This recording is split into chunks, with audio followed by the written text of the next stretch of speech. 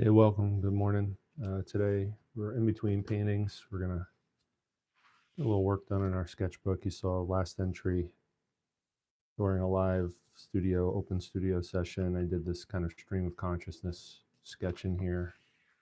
Yesterday, a couple days ago, I did this unfinished portrait of Bill Murray from his movie Groundhog's Day. This is on Monday. Today I'm going to finish off this page. This is a Study the Greats painting that I studied with acrylic markers painted by Walter Baum initially, and I'm gonna do a little multicolored ballpoint pen sketch portrait of Walter Baum. It'll look a lot like, so the page will look a lot like this section here, where I did the study of this Edward Redfield painting. The connection between these two, I don't know if they had a relationship of any sort, but they both are associated with the New Hope School of Painters. So I'm going to finish that off, and then I don't know if I'll film the process, but I have an inventory of vintage and antique frames. Some of them I've acquired, and my wife has acquired for me, and a lot of them my mom has acquired them, and I have probably I have 3 panels ready to go, cut, sized for their frames. And then I have material for probably another 3 to 5 panels. It's basically 1/4 inch birch plywood that I'm going to put a couple coats of gesso on, and they're going to be fitted for these frames, and I'll create paintings for them. And some of them will be plein air, some of them will be in studio, and some of them will be featured on the channel. So that's what we're doing today.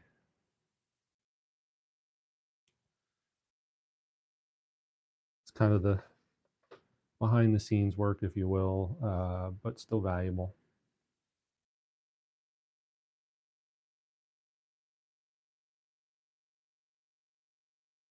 I just need to find my reference photo here. I took a reference photo that I found of Walter Baum about a week ago. My intention was to do this about a week ago. Here he is. So what's interesting is we live in the Poconos, and I'm originally from New Jersey, so I wasn't all that familiar with Baum himself.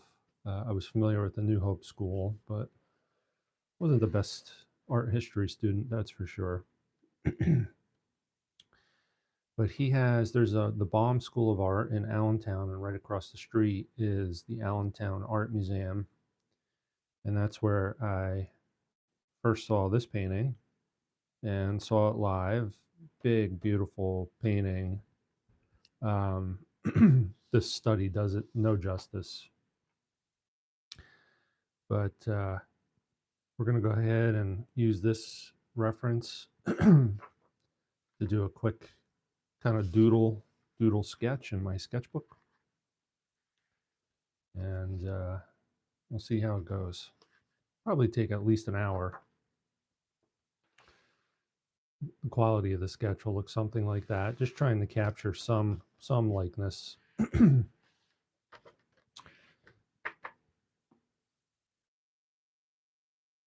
Probably won't be a lot of talking because,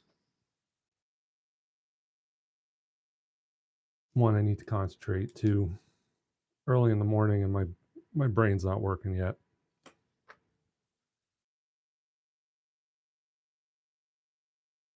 All right, so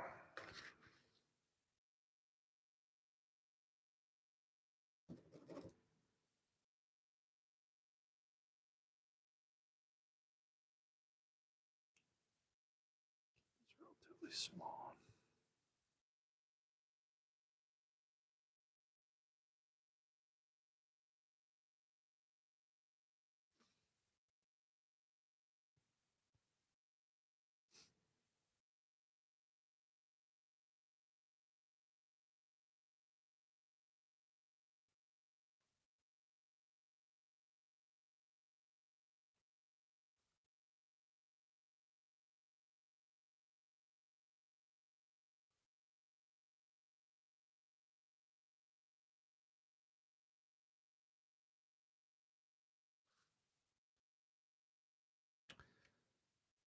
I'll link to a video in the notes for this live session that I produced just a few weeks ago that kind of takes you through the thought process behind constructing these sketches, which I do pretty regularly, which I think is an important part of my process. You know, I'm sure there's some healthy, robust critiques of these, but you know, what I do is as a means of kind of filling in the gaps in between projects that, you know, kind of emerge as things that I want to work on. I'll just do these sketches. Sometimes they're stream of conscious. Sometimes they're very intentional, trying to capture a likeness. Usually I'm focused on some sort of creative person that I admire or that I've come to learn about recently, or other works of art. Sometimes I sketch from observation. So anyway, in this video that I just mentioned, I sketch Walt Disney and kind of take you through the whole process step by step.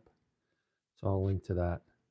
In this live stream, not going to be a lot of explanation at all.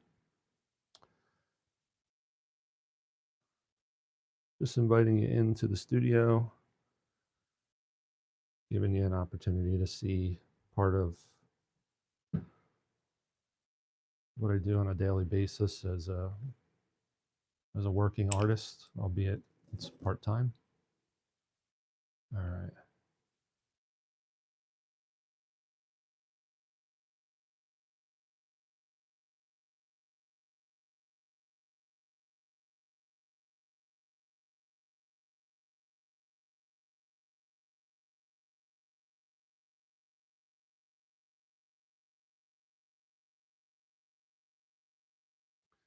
What I will share is that I do, when I'm doing these quick sketches, when I do an actual portrait, I don't necessarily use this construction method, but when I'm trying to get something done quickly, I'll I'll rest upon or fall back upon the Andrew Loomis ball and plane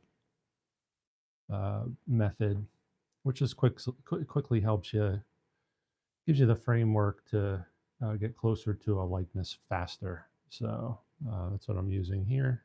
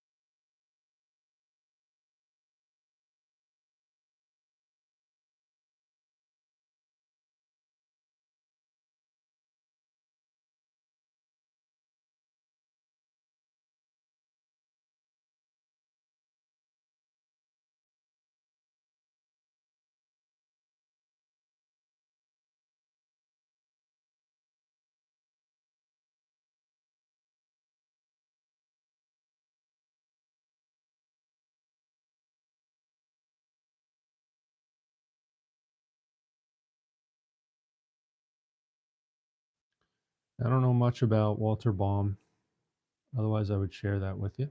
I do know that he did take on quite a few students, and teaching was a big part of his art practice.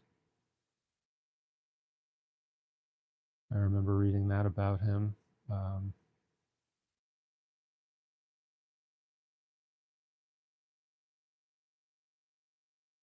And once again, I know he's part of the New Hope School. So that was a group of painters from mainly Northeast Pennsylvania, Eastern Pennsylvania, They were known for painting outdoors in all kinds of weather and all kinds of circumstances. And that's about the extent of what I know about them. Most of their work falls kind of in the impressionist realm, I would say. I'll bring a book into view here. Hey, Mason Robinson, thanks. Appreciate it. All right. So here's a good example of what their work was like. I think this is Monhegan Island, a painting of Monhegan Island. I was curious of the connection between a lot of the Pennsylvania painters, Wyeth, for example, and others that spent a lot of time in this part of Maine. But anyway, apparently some of the New Hope school painters spent some time there. Here we go. Walter Baum, The Creek in Winter, 25 by 30 inches, signed and dated in the lower right-hand corner. So it looks like 1921. So he and Redfield were kind of central to this movement. There were others, George William Sauter. There's a nice Redfield painting there. Another Redfield painting. This is in Boothbay Harbor. So again, the connection to Maine, which I always find interesting. I mean, we love spending time up in Maine. Some of our best vacations as a family, both my childhood family and my family, my roof people have been up in Maine. Robert Spencer. So there are some additional folks. Clarence Johnson, Kenneth Nunnemaker, Antonio Pietro Martino, William Lathrop. Some of these names are pretty familiar. Daniel Garber, one of my favorites. This painting, or a similar painting, is actually to this one, is the original is in the Allentown Art Museum. It might not be this exact one, but a similar theme. Distant mountain across the river, trees breaking through the plains. So yeah, you could see it's a common theme in a lot of his paintings, where he'll have, you know, kind of exaggerated aerial perspective, a lot of atmosphere, pushing mountains back, and then trees in the foreground cutting through the plains of the background image, and using these kind of pastel-y colors, kind of gray tints. So there's a beautiful painting like this in the Allentown Art Museum,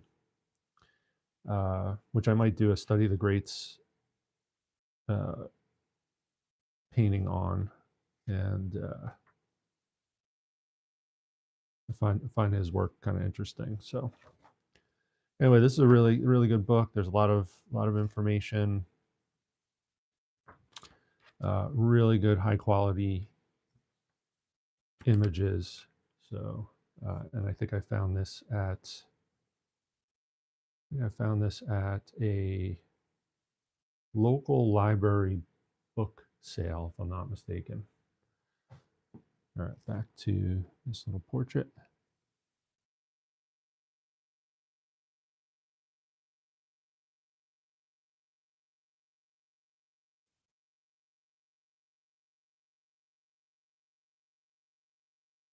See here, he has, I'm not sure what this is. I thought at first this might be a palette that he was cradling in his arm, but it might be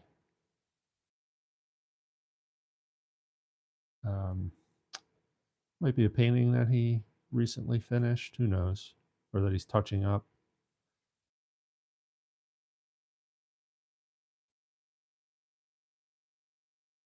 I'm going to switch to orange. This is the lightest value available on the spectrum of colors within these multicolored ballpoint pens.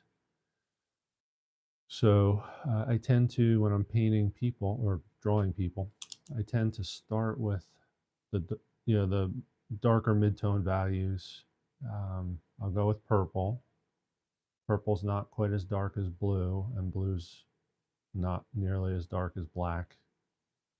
Green is pretty close to blue, but I'll typically start with purple and rough in a lot of the darker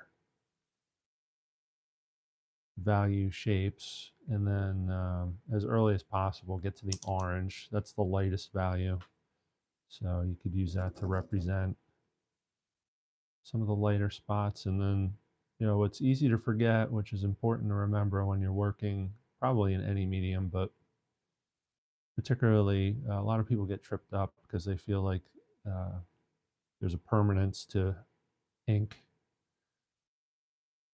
I mean, unless you're doing fine work for a client or something that you're worried about the archival properties of, which I hardly ever am,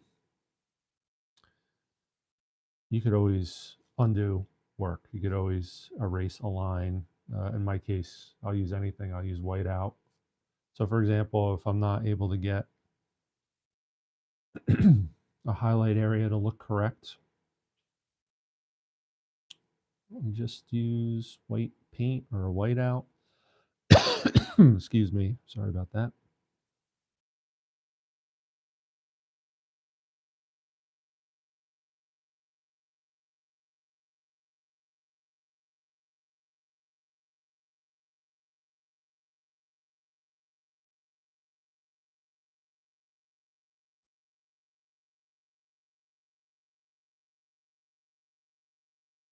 I feel like I'm about to have a coughing attack, so I apologize.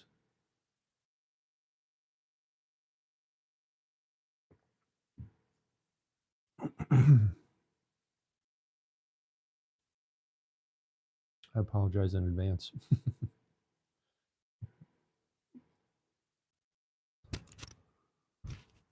There you go.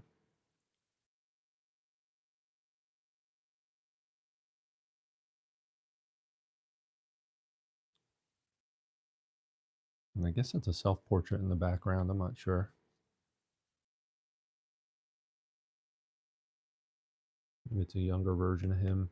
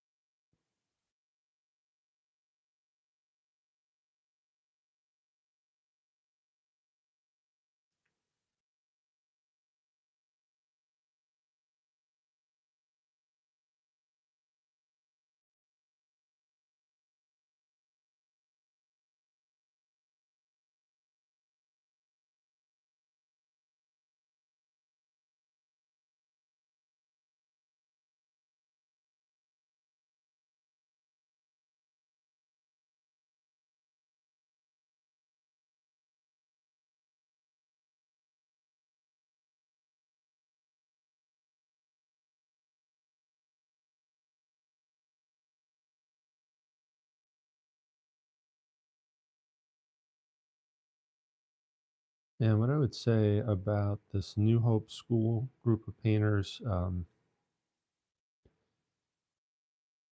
yeah, I definitely am drawn to their work. It's, I guess the right category to put it in is American Impressionism. Definitely appreciate how they worked. Mostly, I mean, obviously the big finished paintings they did finished off in studio, but I mean they spent most of their time. Their studio was the field, so they would get out into the field in all kinds of weather and paint outdoors from direct observation.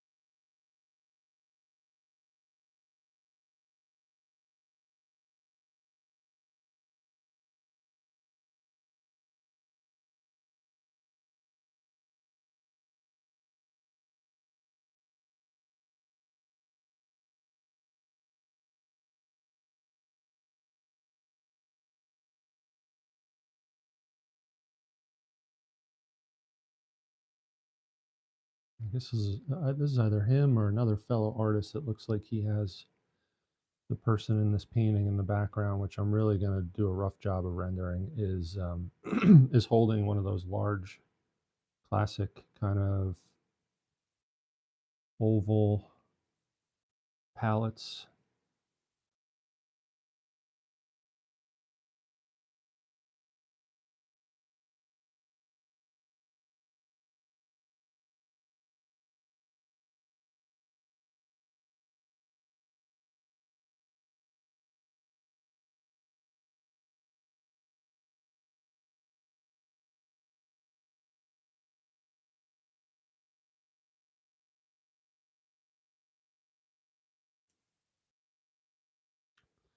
And we won't take this very much further. I'm just going to get some,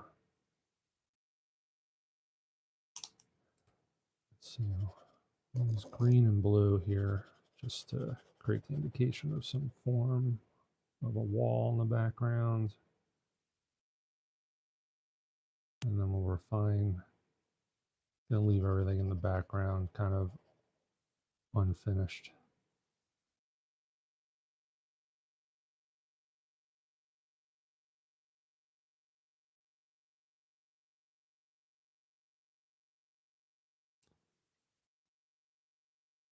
Once again, this is a quick multicolor ballpoint pen portrait sketch of Walter Baum, just to finish off this entry into my sketchbook here, which is Study the Great series, rendering in multicolor ballpoint pen and acrylic markers of one of his paintings that hangs in the Allentown Art Museum.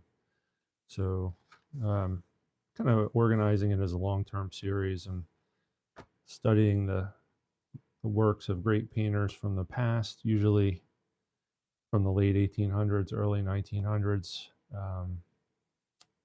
usually impressionist style painters. But occasionally we'll drift away from that and kind of go outside of the lines a little bit. And oftentimes I'll do it in the medium that they use to create their painting, but sometimes it's just economically more feasible and makes more sense, and it's kind of fun to mix things up. And we'll use, like in this case, multimedia, again, multicolored ballpoint pen and acrylic markers to study this Edward Redfield painting, which is one of the great painters from the New Hope School. And that's part of the school that Walter Baum was, I guess, one of the founding members, or at least played a critical role in the development of that painting school.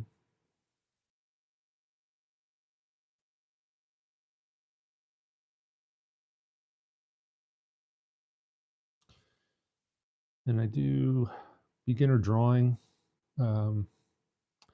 classes for the Allentown Art Group, and some other classes for them as well. And a lot of the people that come to those workshops, they will tell me that they've taken classes at the Baum Art School and speak very highly of it. So he's left a pretty lasting legacy. So it's interesting. I'll definitely over time seek to learn more about this painter. If you're on earlier, and I went through that book of the New Hope School painters and some of their works, you saw he has quite a good body of work as a painter, and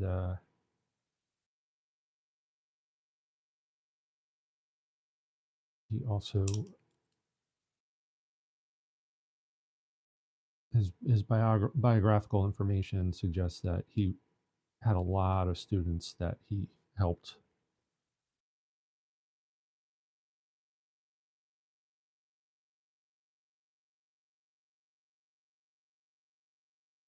As a painting instructor.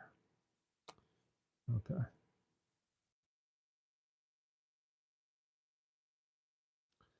So this is basically the process. You just keep almost it's almost like painting. You just keep circling the image, go from one place to another within the scene with the intention of you know, first priority is to kind of get the values as close as possible.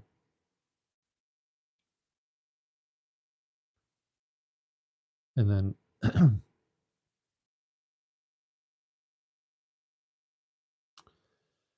from there you can kind of play with color.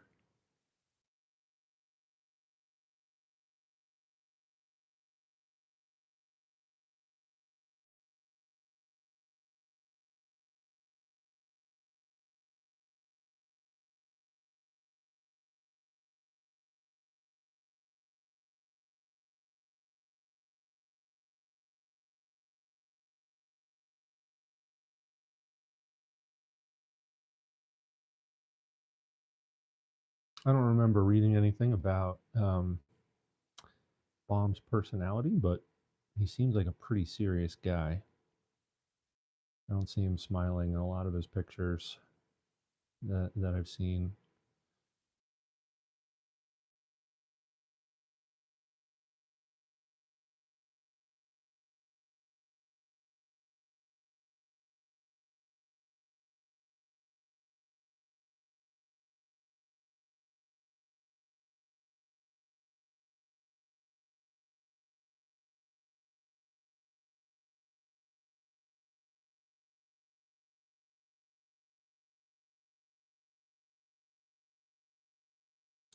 So we just keep working through this, enhancing the shadows. It does require a fair amount of patience.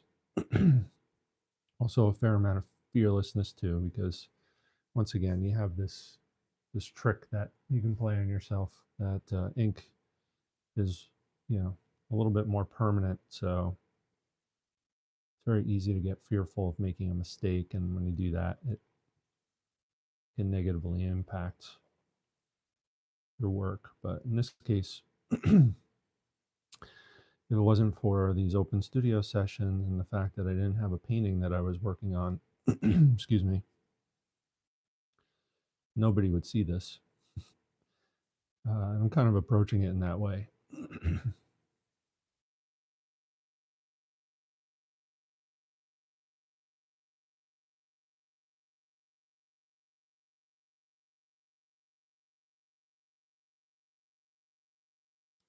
And as mentioned earlier, even though ink is, maybe a little bit more permanent than, let's say, pencil, it's about every medium has a way of allowing you to correct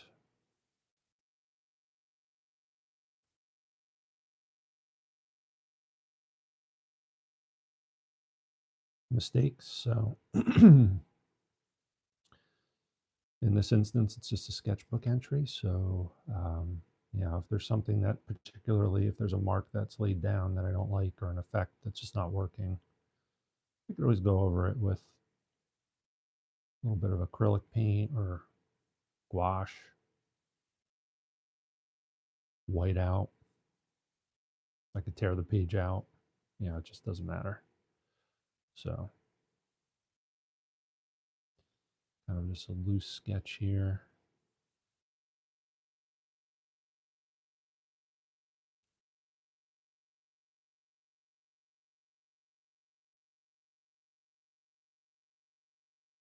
Yeah, it looks like he, for an older guy, he has a pretty good head of hair here. So I'm gonna try and have that as part of his likeness.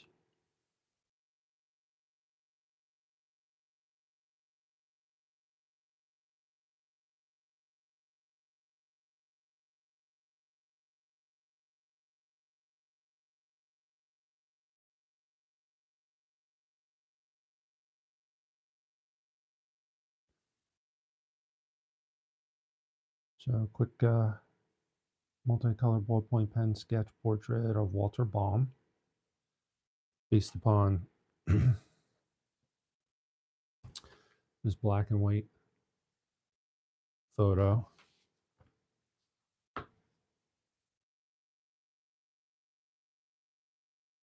Taking some liberties for sure. It's almost like a caricature sketch. I might put that little chair in there and use that as a way of darkening the values in the background.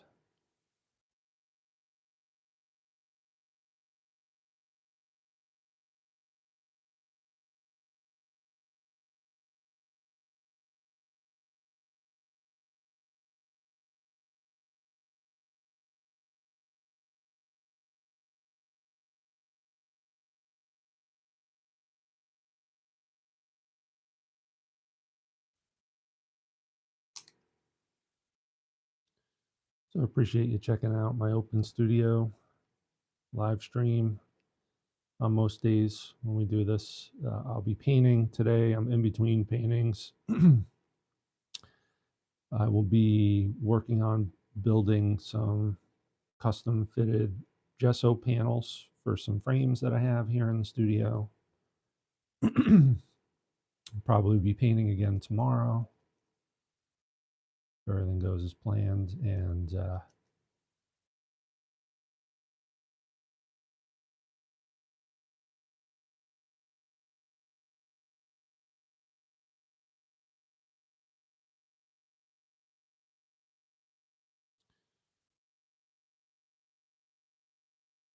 maybe we'll take some time and kind of show you the process, some of the process for constructing the gesso panels. So there's a video or two on the channel where I actually take you through that process, if you're interested. But it basically just involves using some substrate. In this case, I'll be using birch plywood, 1/4 inch, that's cut to fit vintage frames, and I will usually put 3 or 4 coats of gesso on the boards and sand in between each coat, and then use that as my canvas essentially. So next couple of paintings that we'll do during open studio live streams will be on those gesso boards. Pretty common practice.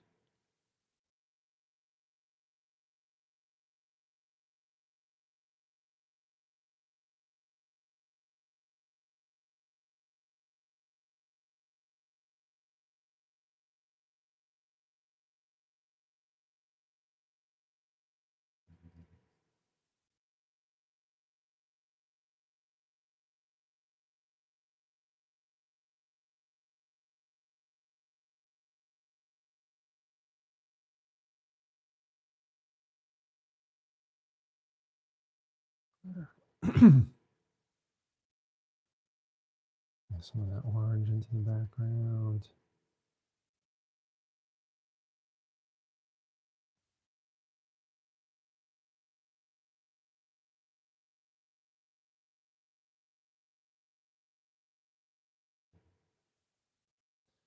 What I think about these kind of sketchy line sketches is the way that you can connect all the shapes through the use of lines and still have a subtle kind of hint that the separate shapes exist. That's one of the things that I really enjoy about these sorts of sketches.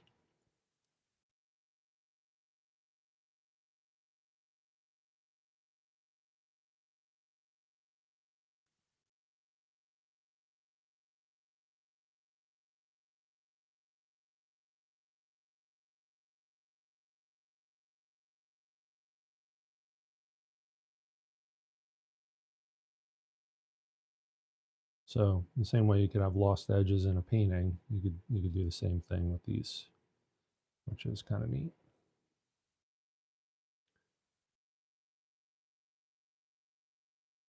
All right, probably leave it at that, and just put a little note here.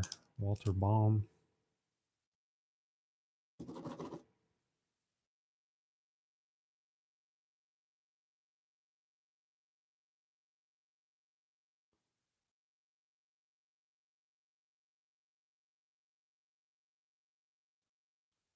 So there you go. You got the painter, Walter Baum, one of his paintings, or a rendition of it. Kind of a interesting use of the S curve, very, very subtle. Also radiating lines. But a lot of his paintings, as you saw if you were with me earlier and I went through that book on the New Hope School, a lot of his paintings were winter scenes of creeks in the eastern Pennsylvania area and elsewhere. So the painter and one of his paintings in my journal. And we'll just keep filling this up.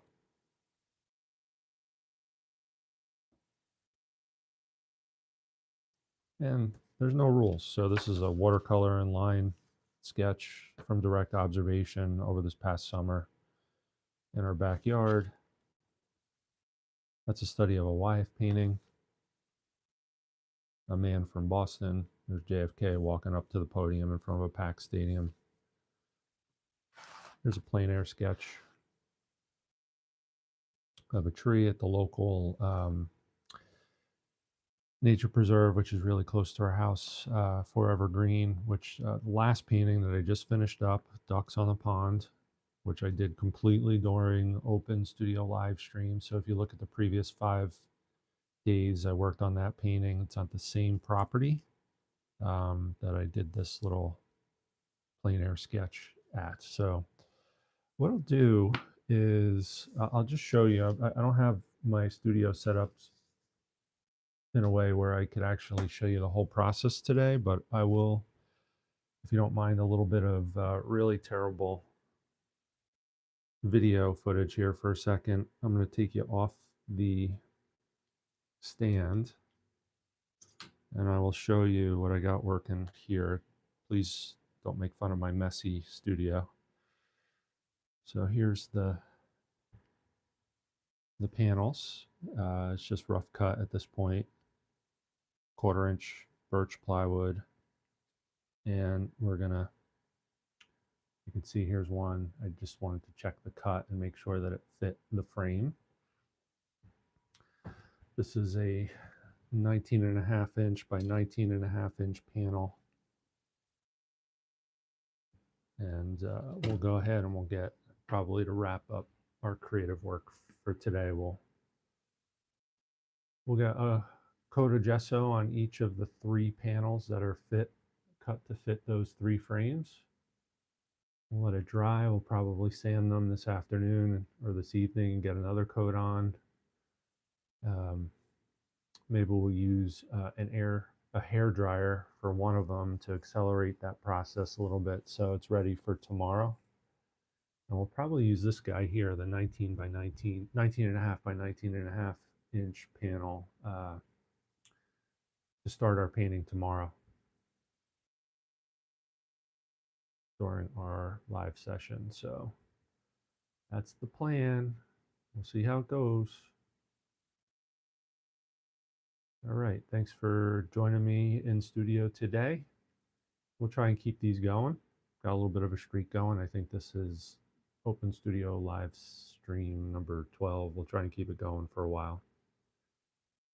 Thanks for checking this out and hope you have a good day. Stay well.